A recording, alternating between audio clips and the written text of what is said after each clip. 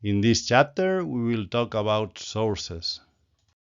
To configure the sources, you should select I/O Setup and then the Sources tab, where you will see parameters as the label that you can modify, the selected primary input, and the user range that limits the volume the user can adjust.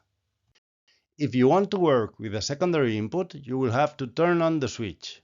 It will work in backup mode or priority mode depending on the selected option.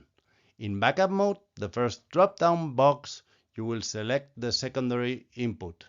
In the middle box, you will adjust the primary threshold. And in the third box, you will adjust the hold time.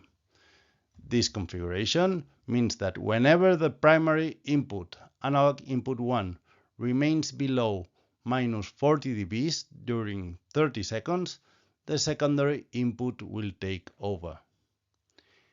If you look at the configuration in source number 3, the secondary input works as a priority input, and in this case, the threshold refers to the secondary input, digital input 1, and also the hold time.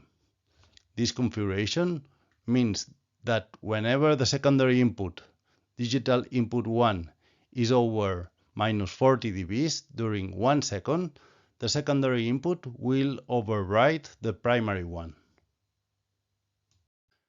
One detail is important to know is that sources are stereo. So any input we have configured as stereo, it will be assigned to just one source.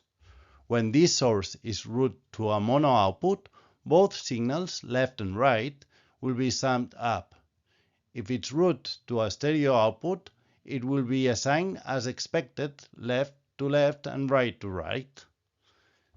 This is important to know, but it's automatically done, so you don't have to worry much about stereo or mono signals.